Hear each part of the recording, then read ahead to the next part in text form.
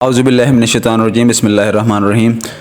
अस्सलाम वालेकुम जी, कैसे हैं आप सब व्यूअर्स। आज हम आपको बताएंगे कि CTS की जॉब्स जो आ गई हैं उसके लिए आपने ऑनलाइन अप्लाई कैसे करना है।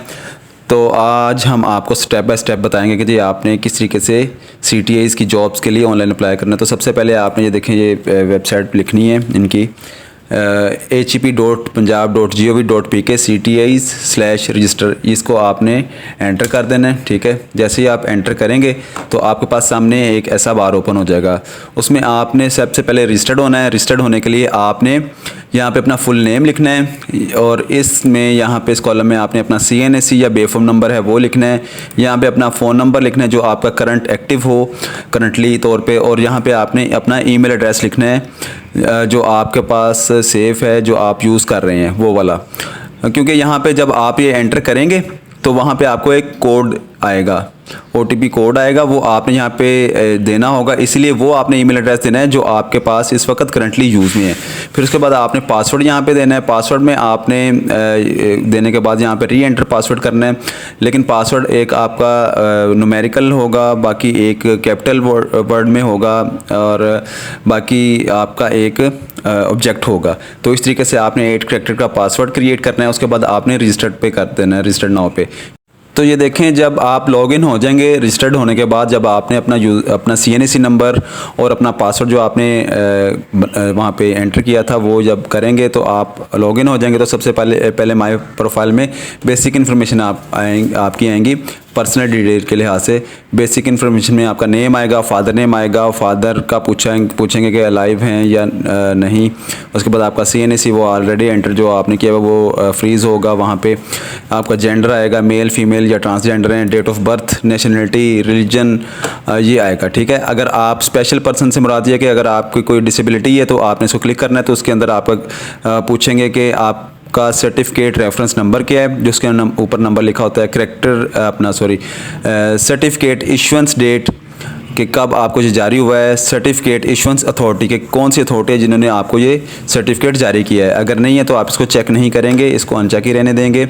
उसके बाद अगर आपके फादर अलाइव हैं तो आपने येस कर देना है। तो यहाँ पे आपको फादर का मोबाइल नंबर पूछेंगे। अगर आपके फादर हयात नहीं है तो आपने नो करना है। तो वहाँ पे आपके गार्डियन डिटेल्स पूछेंगे जिसमें रिलेशन पूछा जाएगा, आपका मदर हैं या कोई और हैं, guardian name, mobile number, email address और उनकी इनकम अगर है तो ठीक है, नहीं तो आप उसकी इनकम नहीं लिखेंगे। तो हम इसको अभी यस कर देते हैं। तो उसके बाद आपकी जो है फ़ोटोज़ अपलोड इमेजेस में आपकी पासपोर्ट साइज़ फ़ोटो होगी, आपका CNSE होगा फ्रंट, आपके front upload CNSE front image और CNSE बैक इमेज, ये सब आपने अपलोड करनी है। उसके बाद सेव के बटन पे क्लिक करके नेक्स्ट को आपने प्रोसीड करना है। तो जैसे ही आप सेव को क्लिक करेंगे तो उसके बाद आपके पास सामने ये स्क्रीन ओपन होगी जिसमें आपने बताना है कॉन्टैक्ट इन्फॉर्मेशन। कॉन्टैक्ट इन्फॉर्मेशन में आपका पहले ही यहाँ पे जो ईमेल एड्रेस दिया वो शो हो रहा होगा, आप यहाँ पे चेंज कर सकते हैं ईमेल एड्रेस। यहाँ पे आपने अपना नंबर देना है, अगर कुछ चेंज करवाना है तो यहाँ पे आपने अपना कॉन्टैक्ट नंबर लिख देना है। प्रोविंस पंजाब है आपका, सूबा पंजाब में रह रहे हैं तो सूबा पंजाब, का किसी कहीं और रहते तो वो आपने सेलेक्ट कर लेना है। ठीक है, पंजाब है तो पंजाब। डिस्ट्रिक्ट आपका कौन सा है वो आपने बता देना है। लाहौर है तो लाहौर क्लिक करेंगे जब आप, तो सिटी भी पूछेंगे आपसे कि कौन सी सिटी है। लाहौर में रेमंड फिरोज वाला लाहौर जो भी है लाहौर कर देते हैं। उसके बाद आपसे पूछेंगे जी नेम ऑफ टाउन विलेज चक, यहाँ पे आपने अपने टाउन का नाम लिख देना है या विलेज या चक जो भी है वो लिख देना है, वहाँ का पता लिख देना है आपने।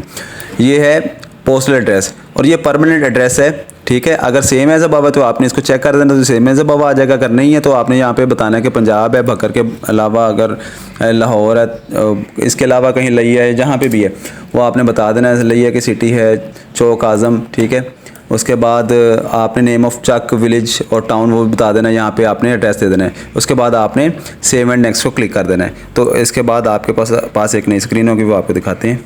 देखिए, जब आपने नेक्स्ट स्टेप को किया है क्लिक तो उसमें आ जाएगा ऐड एजुकेशन। ऐड एजुकेशन में आपने यहाँ पे क्वालिफिकेशन लेवल पे क्वालिफिकेशन डिटेल देनी है। क्वालिफिकेशन लेवल को क्लिक किया तो सेकेंडरी स्कूल सर्टिफिकेट मतलब कि मैट्रिक का आपने यहाँ पे अपना बताना है कि लेवल कौन सा था। मैट्रिक का O लेवल यह है, मैट्रिक है, मैट्रिक को अगर मैट्रिक किया हुआ है उसको क्लिक करके आपने यहाँ पे अपना करंटली इनरोल का मतलब है कि अभी आप पढ़ रहे हैं, रिजल्ट वेटिंग तो वो आपको पता है कि रिजल्ट वेट वो भी ये आप इसको छोड़ दीजिएगा। उसके बाद आपने जिस साल में आपने रजिस्ट्रेशन करवाई थी मतलब कि 2000 मतलब 18 था, 18 से 2 साल का सेशन होता है, 18 से 20 का। ठीक है, 18 से 20 को आपने क्लिक कर देना है। 2 साल का आपका सेशन है तो उसमें आपने फिर इसको ओके करके सब्जेक्ट आपका क्या था, साइंस आर्ट्स था, आपने साइंस में किया तो साइंस को क्लिक कर देना है। बोर्ड कौन सा था आपका, गुजरांवाला, लाहौर, मुल्तान, जो भी है लाहौर बोर्ड को अगर वहाँ से किया तो क्लिक कर देना है। इंस्टीट्यूट का नाम क्या था आपका, जो भी होगा गवर्नमेंट हायर सेकेंडरी स्कूल ये आ रहा है, GHSS का मतलब ये है, और GGHSS का मतलब है government girls higher secondary school, ठीक है। अगर आपका इसमें इंस्टीट्यूट नहीं आ रहा तो आपने सबसे नीचे जाके अदर को क्लिक कर देना है। अदर में क्लिक करके फिर यहाँ पे आपने अपना जो भी आपका इंस्टीट्यूट है वहाँ पे अपना नाम लिख देना है, ठीक है। तो इसके बाद आपने नेक्स्ट स्टेप पे जाना है एकेडमिक परफॉर्मेंस डिटेल में। यहाँ पे अपना रोल नंबर आपने एंटर करना है, रजिस्ट्रेशन नंबर, एग्जाम टाइप किया है, ठीक है, और एनुअल में किया तो एनुअल, सप्ली में किया तो सप्ली। सेमेस्टर सिस्टम जो है वो इलामा इकबाल ओपन यूनिवर्सिटी में होता है तो वो उसमें उस तरीके से कर देना है। मार्क्स कितने थे, क्योंकि CGPA जो होता है वो होता है O लेवल में, मार्क्स सिस्टम होता है ये हमारे लाहौर बोर्ड या जितने भी बोर्ड हैं पंजाब के उसमें, वहाँ पे मार्क्स कितने, टोटल मार्क्स कितने थे। अब 1200 में से आ रहे तो अब पहले 1150 में थे या 1100 में से थे, वो आपने जितने भी टोटल मार्क्स हैं आपके वो आपने यहाँ पे लिख देने हैं, ठीक है। उसके बाद आपने डिवीजन कौन सी थी, फर्स्ट सेकंड थर्ड, वो उसके बाद परसेंटेज ऑटोमेटिकली यहाँ पे आ जाएगी, ठीक है। अच्छा आपको एक स्पेशल चीज़ बता दूँ, ये जो बार है एकेडमिक परफॉर्मेंस डिटेल की, इसको आप क्लिक करेंगे ना तो फिर ये आएगी, क्योंकि मोस्टली जो कैंडिडेट है उनको पता नहीं इस चीज़ का चलता, तो वो इनकी चीज़ें अपडेट नहीं होती, तो वो फिर उनको फिर यहाँ से प्रॉब्लम होती है। देखें आप क्वालिफिकेशन डिटेल छुप गई है, इसको हम क्लिक करेंगे तो फिर ये क्वालिफिकेशन डिटेल आएगी। फिर उसके बाद डिग्री अवेटिंग इंस्टीट्यूट डिटेल्स, ये इसको क्लिक किया, ये आ गया। फिर उसके बाद आपने एकेडमिक परफॉर्मेंस डिटेल, इसको क्लिक किया तो ये आ गया, ठीक है। उसके बाद लास्ट में आपने अपलोडेड आ ट्रांसक्रिप्ट, इसको क्लिक करना है तो फिर आपकी ट्रांसक्रिप्ट जो भी जहाँ पे भी रखी होगी डेस्कटॉप पे वहाँ पे आपने इसको अपडेट करना है, तो यहाँ पे सेव के बटन को क्लिक कर देना है। उसके बाद सेम एज इट इज़ वैसे ही आपने फिर हर सेकेंडरी स्कूल सर्टिफिकेट्स का मतलब कि इंटर है, ये करने के बाद, क्योंकि ये स्टेप बाय स्टेप आएगा, ये नहीं होगा कि जी आपने सेकेंडरी स्कूल को कर लिया उसके बाद आप बैचलर को करेंगे तो वो नहीं होगा क्लिक, इसको स्टेप बाय स्टेप नीचे आएंगे, ठीक है। उसके बाद बैचलर मास्टर्स, ये देखिए यहाँ पे नहीं आ रहा है इसका कर्सर, तो इसका मतलब कि मास्टर्स को करेंगे तो फिर आएगा, ठीक है।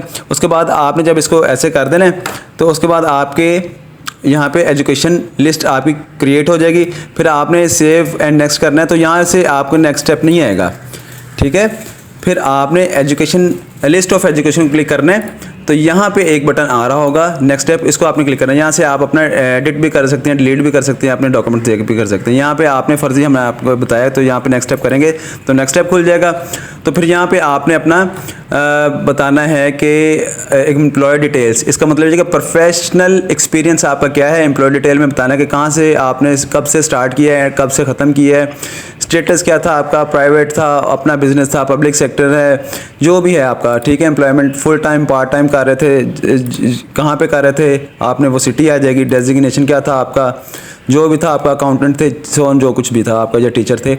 ऑर्गेनाइजेशन कौन सी थी, मतलब आपका स्कूल था या किसी NGOs में, जो भी था आपका, सैलरी कितनी थी वो सारा बता देना है। और एक्सपीरियंस सर्टिफिकेट की यहाँ पे आपने तस्वीर अपलोड कर देनी है, डॉक्यूमेंट JPG या PNG जिस भी शेप में, PDF शेप में होंगे। उसके बाद आपने अगर मज़ीद कोई एक्सपीरियंस किया तो ऐड मोर करके मोर डिटेल करके आपने एंटर तो अपडेट कर देना है। अगर आपने नहीं किया तो मतलब कि कोई एक्सपीरियंस नहीं है तो आपने नेक्स्ट स्टेप को क्लिक कर देना है। नेक्स्ट स्टेप में क्लिक करेंगे तो ट्रेनिंग सर्टिफिकेट्स आ जाएंगे। अगर आपने कोई ट्रेनिंग्स ली हैं गवर्नमेंट या प्राइवेट सेक्टर से तो यहाँ पे ट्रेनिंग का बताना है। जैसे फायर फाइटिंग की ट्रेनिंग की है तो यहाँ पे आपने टाइटल बता देना है, रेस्क्यू या फायर फाइटिंग। इंस्टीट्यूट कौन सा था, वो सिविल डिफेंस से जो भी होगा आपका, यहाँ पे इंस्टीट्यूट लिख देना है। स्टार्ट डेट कब से कब तक, उसका टेन्योर क्या कितना था, कितने महीने था या साल था, वो आपने यहाँ पे बता देना है। और उसके सर्टिफिकेट की, एक्सपीरियंस सर्टिफिकेट की यहाँ पे आपने तस्वीर अपलोड कर देनी है।